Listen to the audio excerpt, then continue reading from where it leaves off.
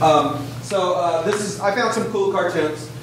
Mr. Utah Raptor, don't even bother. I know you downloaded that paper off the internet. F for the course, right? Has that curbed behavior? No. Kids aren't afraid of that. And here's the real landscape of cheating, plagiarism, and normal derivative discourse. They're bringing in the answers, copying, cell phone, notes in the cap, right? Unacknowledged sources, bought or free term papers, most class lectures, our speech is overflowing with the words of others. And my favorite quote on plagiarism is from Keith Richards, guitarist for the Rolling Stones. You know what he said? I saw this slide. He goes, why is it that if I copy one chap, it's copying in my music, but if I copy 5 chaps, I'm doing research. Yeah. And I would say he's right. The difference is attribution. If you copy 5 chaps and you attribute it, that's research. So, and then we have to be able to beat this, right? Yeah. We got to beat copy paste. And so we have to teach that. The tools that help with that. And then, how many people know about the fact that the fraternities are selling essays, right? Yeah. Okay, the infamous essay cabinet. I wasn't in a fraternity. I was never able to avail myself of such opportunities. And then, have you guys seen oppapers.com? No. Watch this. Yeah, other people's papers. Essays, acceptance and admissions. Arts and humanities, social science term papers, recreation and sports, miscellaneous essays. I would love to see that. You just go in and get an essay. Now here's the point though. If you go back to the cabinet, right? If you go back to the fraternity cabinet and you go forward to OP, what's the real difference? A decade. You just don't have to know somebody, right? That's it. But the other difference is nothing. It's just faster, but it's the same process. So, we've already mentioned this, so this is a review for you guys. Revision history. Okay, use revision history. That's a defense. Now, this is what an essay looks like. A kid sends me an essay, right? There's his essay. Now, I went to OP Papers and I downloaded this and I copied and pasted it in with one paste, right? Right. Now, watch what happens when I go into revision history. Well, first of all, show detail. There it is. I erase that and put it back. Here's another example. I think this is a good idea. So I just added a sentence to make it look a little more my grade level. How did that one thing get in the middle of that paragraph and the whole paragraph appeared as one thing? How did this happen? I'm a fast typer. So you can track down change by change. And then who and how much. So this is this is cool because we're overlapping each other. You can see which people were doing the work. This is what it looks like when Kevin and Jeremy are working on their script. At this point, I've got a little bit of Jared. I've got a lot of Jeremy, and one Kevin. Good job, Kevin. One entry. That was you? That was him. So that's the kind of feedback it gives you guys. It'll tell you who has done how much. And then here's another example where I was interacting with the student, and we're going back and forth. Yeah? So that shows how many times he actually logged on, but what it... No, that's revision No, to the what it document. shows you is when you click here, it shows you that. Exactly what he did. It's So revision in the he document. logged on once, but he wrote 5 pages, right? Right. I would Well, say he wrote that- 5 pages in 30 seconds. No, I know that. That's the But other. remember, it refreshes every 20 seconds-ish. So every 3 or 4 sentences, you'll get a new event. Yeah, it's saving. You don't have to tell it to save. It is saving all the time. And check the time log here. See 122, 829, 828, 827, 820, 822. It refreshes every few moments. I don't know the exact We term. had a question. Yeah. You require students to compose in that rather than Yeah. composing in Word. Yeah, because that's the next thing. I did this in Word and copied it over. Yeah. I don't do that. You should not do that in my class because that puts you on the plagiarism radar. Yep. Now here's a secret trick that's not in this. You know what I do? Thanks to Google. If I get an essay that I think is questionable, I copy paste the first 3 sentences into a Google search. I'm going to repeat that. I copy the first 3 sentences into a Google search. I don't need Turnitin.com. That's for amateurs. Okay? I copy the first 3 sentences and I do a Google search. If I don't get a hit, every time I've thought there was plagiarism, I get a hit. Now here's how crafty kids are, freshmen. Oh, I submitted that paper to oppapers.com. Oh, You got to understand the work ethic that they don't have. I submitted that. Oh, okay, sure. Here's another thing you're going to want to write down. Don't write it down yet. I'll remind you that the Wayback Machine shows you the pages in history. So don't worry about writing it down yet. Here's what I did. I took the URL for that essay. I went to waybackmachine.com. I put it in. Now, Wayback doesn't always work, okay? But I put it in, and I go, hey, you must have been a hell of a writer when you were 4. Because that's when you submitted that essay. Is that the first time it? Bam!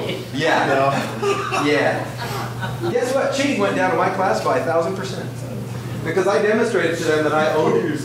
Now, in the old days, that would have been a guy with patches on his coat and a big cigar saying, a pipe. You realize the Theta submitted this essay when I was 74.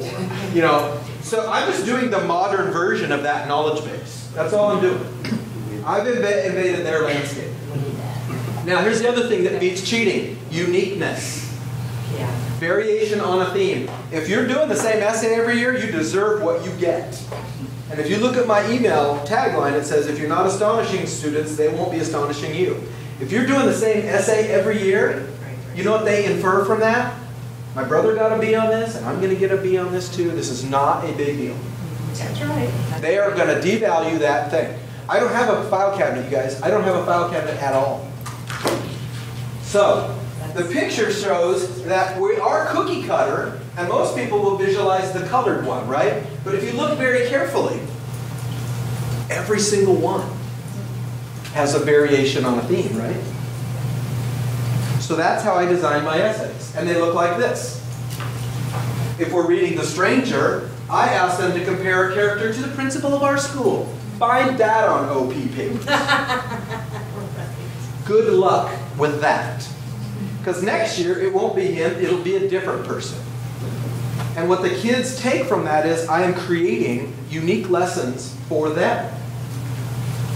Does it make them like it more? A few more will like it, because Kevin is a smart enough guy to go, hey, this is pretty good, I'm going to do it.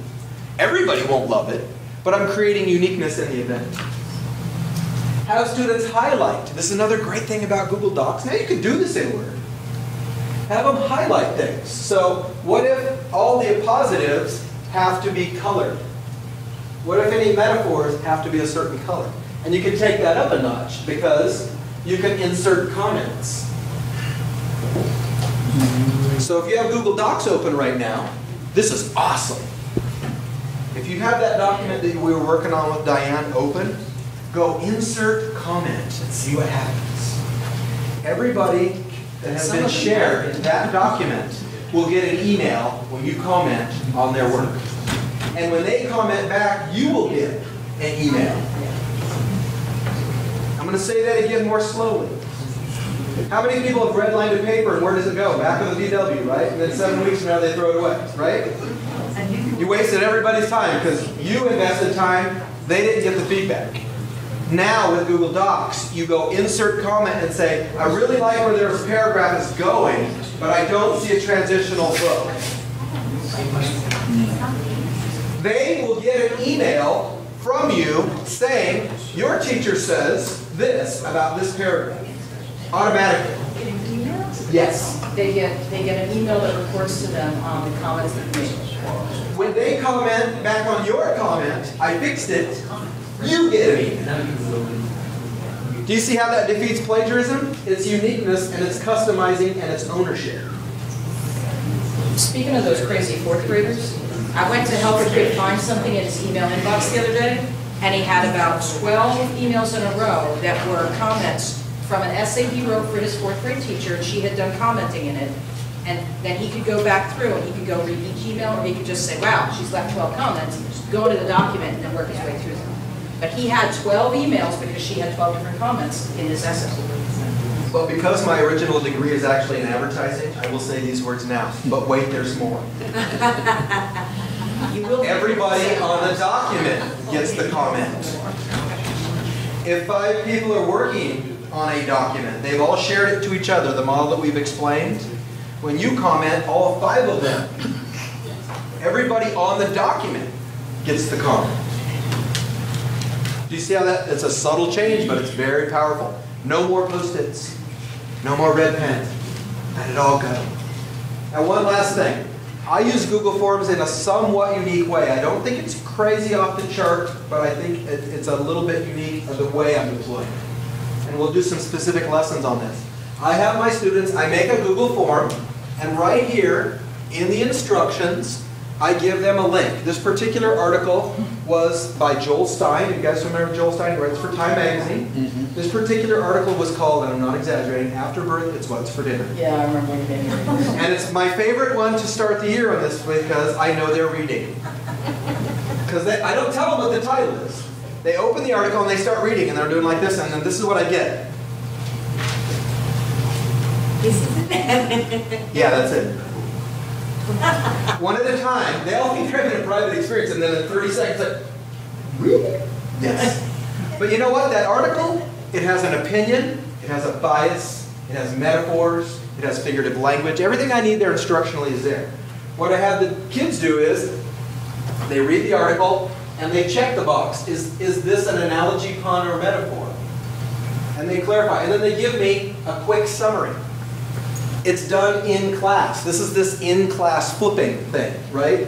It's done right now. I can get the results right now. Another thing that is maddening about a digital school is you'll do this. Hey, can you guys all email me that before you leave? You know what they will do? They will just leave. Oh. They will just leave. Yes, yeah. Because guess what? When we had an email box where there's, I'm in a turn-in box, did they turn everything in? So it's just a modern equivalent. With a Google form, it doesn't work like that because I have the Google form on my projector going. Cheyenne's in, Walter's in, Mike's in, I have 23 people, there's 26 people sitting in here, who's left? And they're clicking it off, ding, ding, ding, ding, ding, and then I don't have to grade it. Because it's multiple choice, right? I click one more button, we have instant results. Now for me, the long term is, how do you cheat on that? It's right now. And also, once they hit this button, they can't send it to their brother in 5th period. It's gone. Right now, submit. It's gone. Now, if they were really crafty, I suppose they could copy and paste before they send it. I'm like, I'm thinking, how could I cheat on this? If they go there, I'm going to get them for something else. Yeah. You be quiet. No, but the cool thing too is, he said, you know, submit this before you leave. It timestamps when I submit it. So if I say to my students, this has to be done by 9 p.m. tonight, I show them the spreadsheet and I say, look at how the timestamps are coming in. And I do the same thing. Yeah. Yesterday I had a really great lesson set up, but we had class meetings. So some of my juniors were only in class part of the time. What do we do? Hey man, if I get it before 10 tonight, no worries. Impossible to do that with paper. And this is the last slide. This was not a new issue. Copyright will protect you from pirates. If you have a play, sketch, photo, act, or song, or book that is worth anything, you should copyright it. I don't know the exact date, but based on the style, I'm going to say 1910, 20s maybe. This is not a new issue, but we have way better tools. We have way better tools to fight that fight. So is that helpful? Okay.